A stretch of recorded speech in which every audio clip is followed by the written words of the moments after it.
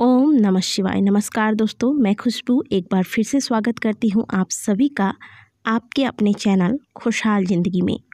दोस्तों, घड़ी को भूल से भी घर के इस दिशा में ना लगाएं, नहीं तो घर में नकारात्मक ऊर्जाओं का बसेरा हो जाता है। इसी के साथ आज के वीडियो में आप ये भी जानेंगे कि घर के किस दिशा में कैलेंडर नहीं लगाना चाहिए और कौन सी गलतियां नहीं करनी चाहिए। साथ ही आज की वीडियो में मैं आपको बताऊंगी कि आपके घर में वास्तु दोष है तो यह आप कैसे जानें और जानने के बाद ऐसा क्या करें जिससे यह दोष समाप्त हो जाए। तो पूरी जानकारी प्राप्त करने के लिए वीडियो को पूरा देखें। वीडियो अच्छी लगे तो वीडियो को लाइक ज़रूर कीजिएगा। दोस्तों, प्रायः हम सभी के घरों में घड़ी का इस्तेमाल हम करते हैं। घड़ी जो कि हमारे बीते हुए समय तथा आने वाले समय के बारे में हमें सूचित करती है। ये बात तो हम सभी को मानना पड़ेगा कि हमारे जीवन में अगर सबसे ज्यादा किसी चीज का प्रभाव पड़ता है तो वह है समय। समय कभी भी किसी का एक समान नहीं रहता। हर किसी के जीवन में अच्छे और बुरे दोनों ही प्रकार के समय आते हैं तथा दुनिया चाहे इधर से उधर हो जाए, इस समय चक्र का चलता रहना कायम रहता है और समय किसी के लिए भी नहीं रुकता। दोस्तों, आज की वीडियो में हम आपको ये भी बताएंगे कि किस प्रकार से आप अपना समय खुद बदल सकते हैं। दोस्तों, जो घड़ी हम प्रतिदिन निहारते हैं, हमने कभी ये नहीं सोचा होगा कि ये घड़ी हमारा समय भी बदल सकता है। कई बार हम जीवन में छोटी छोटी चीज़ों को नज़रअंदाज कर देते हैं और यही छोटी छोटी चीज़ें हमारे जीवन पर, हमारे भाग्य पर अच्छा या फिर बुरा प्रभाव डालती है। घड़ी के समान ही घर में और भी कुछ चीज़ें हैं जो आपके जीवन पर, आपके घर पर नकारात्मक प्रभाव डालती हैं, जिसकी वजह से आपको वास्तु दोष लगता है। तो आइए पहले जानते हैं कि कैसे आपको आपके घर में लगे हुए वास्तु दोष के बारे में पता लगाना है और किस प्रकार से आप अपने घर में लगे हुए इस वास्तु दोष को बड़ी ही आसानी से समाप्त कर सकते हैं। वास्तु शास्त्र के अनुसार किसी भी घर में यदि वास्तु दोष लगता है तो ऐसे घर में सुख, शांति और पारिवारिक उन्नति में बाधाएं आती है। वास्तु दोष के कारण पनपने वाली नकारात्मक ऊर्जाओं की वजह से व्यक्ति के भाग्य पर बुरा प्रभाव पड़ता है तथा साथ ही घर के सभी सदस्यों को कई तरह की परेशानियों का सामना करना पड़ता है। शास्त्रों के अनुसार अगर हम कुछ छोटे छोटे उपाय करें, कुछ छोटी छोटी बातों का प्रतिदिन ध्यान रखें तो हम बहुत ही आसानी से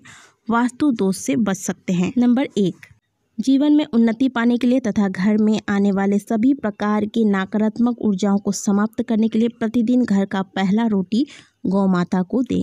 रविवार छोड़कर नियमित रूप से पीपल की पूजा करें, पीपल को जल अर्पित करें।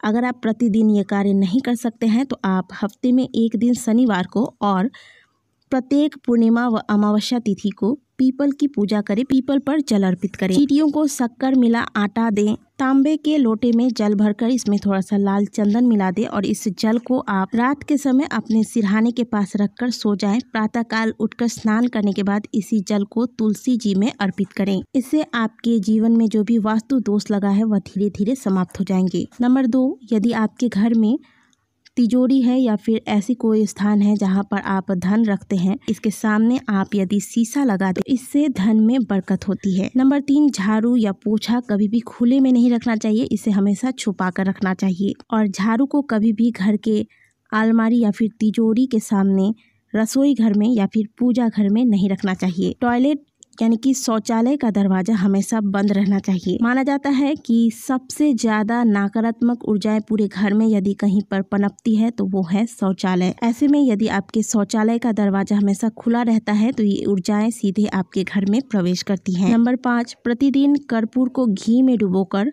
इसकी आरती बनाएं और इस आरती को आप पहले मंदिर में घुमाएं, इसके बाद यह आरती पूरे घर में घुमाएं। कर्पूर में नकारात्मक ऊर्जाओं को सोख लेने की क्षमता होती है, इसीलिए प्रतिदिन कहा जाता है कि घर में नकारात्मक ऊर्जाओं को समाप्त करने के लिए कर्पूर की आरती अवश्य घुमानी चाहिए। नंबर 6, प्रातःकाल और शाम के वक्त यानी कि प्रदोष काल, जिस वक्त आप घर में दिया बाती करते हैं, ये दोनों ही टाइम में आप घर में हनुमान चालीसा का पाठ करें या फिर मोबाइल में लगाकर हनुमान चालीसा सुने। घर में जिस स्थान पर वास्तु दोष हो उस स्थान पर 2 कर्पूर की टिकिया रख दें और जब यह कर्पूर की टिकिया गल जाए तो दोबारा उसी स्थान पर 2 टिकिया कर्पूर की अवश्य रख दें। इससे घर की और उस स्थान की नकारात्मक ऊर्जाएं समाप्त होती है और वास्तु दोष भी समाप्त होता है। सूर्यास्त के बाद कभी भी किसी को दूध, दही या फिर प्याज और हल्दी नहीं देनी चाहिए। ऐसा करना आपके भाग्य को कमजोर बना सकता है। यह भाग्य में बाधक भी बनता है। घर के मुख्य द्वार पर कभी भी कूड़ा करकट और चप्पल जूते जमा करके ना रखें।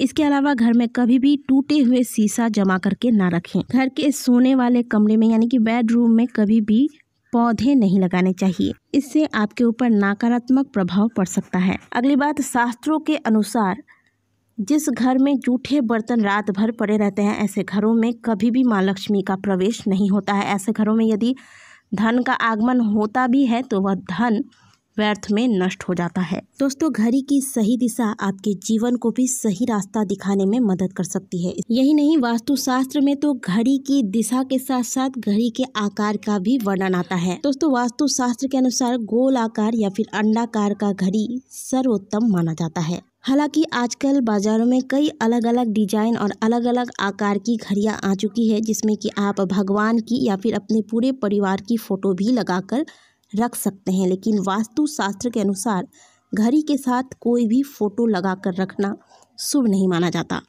घर के सदस्यों की फोटो घड़ी के साथ लगाने से इसका प्रभाव यानी कि समय का बुरा आपके घर के सदस्यों के जीवन पर समय का बुरा प्रभाव देखने को मिल सकता है। साथ ही घड़ी में भगवान की फ़ोटो भी नहीं लगानी चाहिए, क्योंकि भगवान की फ़ोटो जहाँ होती है वहाँ नियमित रूप से पूजा अर्चना करनी चाहिए।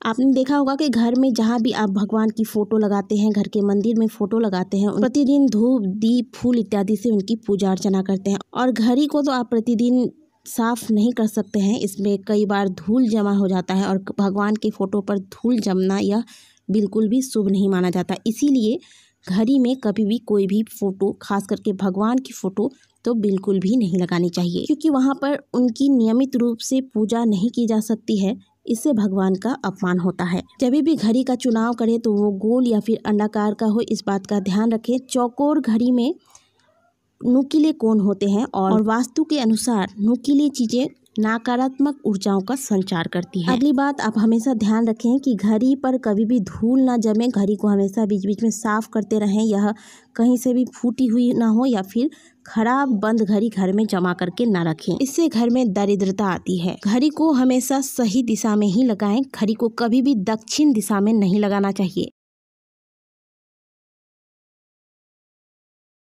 क्योंकि दक्षिण दिशा यमलोक की दिशा मानी जाती है। काल का अंतिम चक्र इसी दिशा से शुरू होता है, इसीलिए वास्तु के अनुसार इस दिशा को अशुभ माना जाता है। घर में घड़ी को आप उत्तर, पश्चिम या फिर पूर्व दिशा में लगा सकते हैं, लेकिन ध्यान हमेशा इस बात का रखें कि घड़ी को कभी भी मुख्य द्वार, कमरे के दरवाजे के ऊपर या फिर जिस दरवाजे से आप हमेशा आना जाना करते हैं, इस दरवाजे के ऊपर नहीं लगाना चाहिए। इससे समय का प्रभाव आपके आने जाने की गति तथा आपके पूरे दिनचर्या पर पड़ सकता है।